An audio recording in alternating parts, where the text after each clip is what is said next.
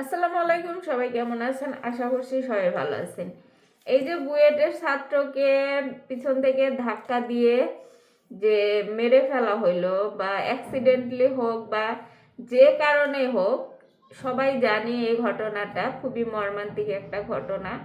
তো এই ঘটনা থেকে অনেক কিছু শিক্ষা নেওয়ার আছে, যে একটা মানুষ যখন সে তার স্বাধীন মতো বাইরে বের হইতে পারে না, অ্যাক্সিডেন্ট এগুলা তো নিত্যদিনের। বাংলাদেশে এগুলার ব্যাপারে কথা বলাই বাহুল্য যে অ্যাক্সিডেন্টটা এত পরিমাণ বেড়ে গেছে। এখন নেশা যে জিনিসটা, এর ভিতরে যে একটা জিনিস উঠে আসছে, তারা নেশাগ্রস্ত ছিল, এবং নেশাগ্রস্ত পাশাপাশি তাদের একটা দাপট ছিল যে তারা বড় ঘরের কোনো সন্তান, তারা যে কোনো অন্যায় করুক না কেন তাদের কোনো শাস্তি হবে না, তারা এটা থেকে বেরিয়ে আসতে পারবে, তাদের প্রোটেক্ট করার মতো লোক আছে। এই জিনিসগুলো আসলে সমাজের মধ্যে সবচেয়ে বেশি। একটা জিনিস খেয়াল করবেন, যারা প্রভাবশালী আছে, যাদের কিনা অনেক টাকা পয়সা আছে, অনেক মানে প্রভাবশালী, যারা বলে যে যাদের পিছনে অনেক লোক আছে, যে আমি যদি কোনো অন্যায়ও করি, আমাকে বাঁচানোর জন্য অনেকেই আছে, আমার ফ্যামিলি আছে, আমার বাবা মা আছে, বা আমার উচ্চ পর্যায়ে কোনো লোক আছে, তখন সেই জায়গা থেকে এই অন্যায়গুলো বেশি হয়। সে যখন মদ্যপান করছে বা নেশা করছে, তার ভিতরে যদি এই জিনিসটা কাজ না করতো, যে আমি যদি এখন মাতাল অবস্থায় ড্রাইভিং করি, হয়তো আমার আমার আইনতভাবে পুলিশ আমাকে ঠেকাইতে পারে, বা আমাকে জেল জরিমানা করতে পারে, বা এমন কিছু হইতে পারে, আইনি ঝামেলা আমি জড়াইতে পারি। সেক্ষেত্রে তারা এই কাজগুলো করতে পারতো না। তারা মেন্টালি এভাবে প্রিপেয়ার ছিল যে আমি যদি যাই করি না কেন, নেশা করে গাড়ি চালাই, আর যাই করি না কেন, অ্যাক্সিডেন্ট করলেও আমাকে বাঁচানোর জন্য আমার ফ্যামিলি আছে, আমার পিছনে লোক আছে। এই মেন্টালিটিটাই মানুষকে আসলে অমানুষ করে তোলে। আপনারা দেখেন, বাংলাদেশে কিন্তু মদ পান করা হারাম, নেশা করা হারাম, মানে এগুলা নিষেধ। নেশা করা নিষেধ, মদ পান করা নিষেধ, মুসলিম হিসেবে এগুলো আমাদের জন্য হারাম। সেই সেই হিসেবে বাংলাদেশে কিন্তু এই যে নেশা জাতীয় জিনিসটা কম হওয়ার কথা, সেখানে তো কম নাই। যেগুলা দেশে হালাল আছে, যেগুলা দেশে অহরহর মদ পান করা বা নেশা করা, এই জিনিসটা হালাল পর্যায়ে আছে, বা তারা তাদের আইনে এটা করতে দেয়, কিন্তু তাদের আইন আরও আছে যে নেশাগ্রস্ত অবস্থায় কেউ ড্রাইভিং করতে পারবে না। সে নেশাগ্রস্ত অবস্থায় রাস্তাঘাটে কোনো বিশৃঙ্খলা করতে পারবে না, এটা আইনত অপরাধ। এই আইনগুলো বাংলাদেশেও আছে, কিন্তু কার্যকর তো এই আইনগুলো কোনো কাজেরই না, কোনো কাজেই আসে না, কাজে লাগানো হয় না, যার কারণে এই অপরাধগুলো বেশি হয়। যে যে কেউই নেশা করে রাস্তাঘাটে যা খুশি করতেছে, এটা তো আইনত অপরাধ। যে নেশা করা আইনত অপরাধ, ইসলামেও এটা হারাম।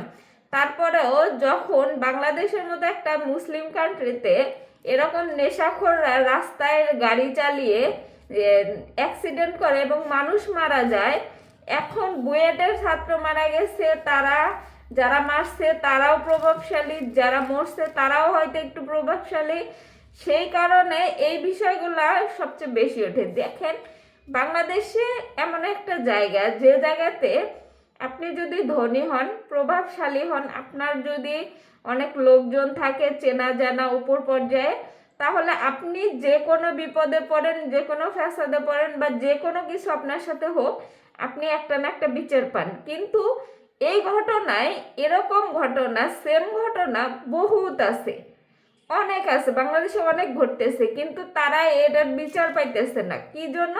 যে তারা এতটা প্রভাবশালী না, তারা এতটা উচ্চবিত্ত না, বা তারা এতটা এইভাবে মানুষের সামনে আনতে পারতেছে না, যার কারণে তারা বিচার পাইতেছে না। যদি বাংলাদেশের আইন এইভাবে কঠোর হইতো যে যে কেউই হোক না কেন তাকে বিচারের আওতায় আসতেই হবে, তাকে আইনের আওতায় আসতেই হবে, এবং আইনের আওতায় এনে তাকে বিচার করতেই হবে, এরকম যদি শাস্তিযোগ্য বিচার হয়, এই যে প্রভাব খাটিয়ে যদি তারা বের হয়ে যেতে না পারে, বের হওয়ার সুযোগটা যদি বন্ধ হয়ে যায়, সেই জায়গা থেকে এই অপরাধগুলো কমবে।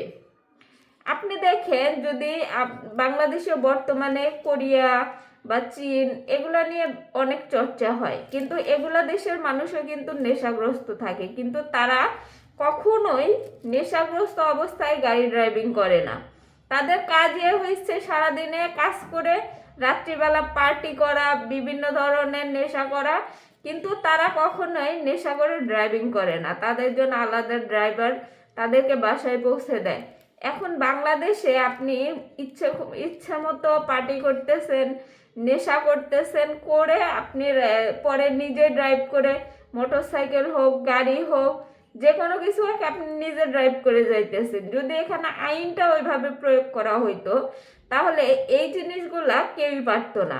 এই জিনিস করার আগে মানুষ ভাবতো, সে যতই প্রভাবশালী হোক, সে ভাবতো যে আমার যাই থাকুক না কেন, আমি আইনের হাত থেকে বাঁচতে পারবো না। এখন মানুষ আইনের হাত থেকে বাঁচার জন্য, মানে এমন একটা দেশে আমরা বাস করতেছি যেখানে আইনের চেয়ে প্রভাব বেশি। প্রভাবের উপরে আইন থাকা উচিত ছিল, সেই জায়গায় প্রভাবশালীদের নিচে হইতেছে আইন, আইনের উপরে হইতেছে প্রভাবশালীরা। এই জন্য এই দেশে কোনো বিচার হয় না। এদেশে কোনো অন্যায় হলে সেটার জনগণ মিলে প্রতিবাদ না করা পর্যন্ত সেটার কোনো বিচার বা প্রতিকার হয় না। আর হলেও সেটা পরবর্তীতে গিয়ে তাদের পক্ষেই আইনটা থাকে, আর যারা ভুক্তভোগী তাদের পক্ষে কখনো আইন থাকে না, তাদের শুধু টাকা নষ্ট হয়।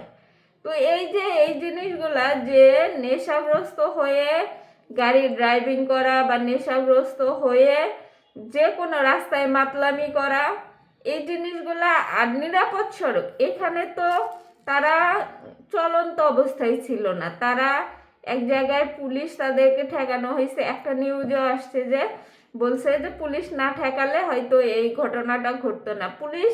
পুলিশের দায়িত্ব পুলিশের ঠেকানো, পুলিশের সেখানে দায়িত্ব আছে, সে যে কেউ হোক না কেন, সে নেশাগ্রস্ত হোক, নেশাগ্রস্ত না হোক, এত রাত্রে তারা কোথা থেকে আসতেছে, কোথায় যাইতেছে, সেটার পুলিশের দায়িত্ব, ডিউটি হইতেছে তাদের জানা, যে আসলে তারা কোথা থেকে আসতেছে, কোথায় যাইতেছে। এটা প্রত্যেকটা নাগরিককে এত রাত্রে কোথায় যাইতেছে জিজ্ঞেস করার অধিকার পুলিশের আছে, এবং পুলিশ তার কাজটাই করতেছিল। পুলিশ ঠেকানোর পরে অ্যাক্সিডেন্টটা হয়েছে, এটা পুলিশের দোষ, এই দোষ দেওয়ার মতো আসলে কোনো বিষয় না। এই দোষটা যে দিবে সেই না বুঝ।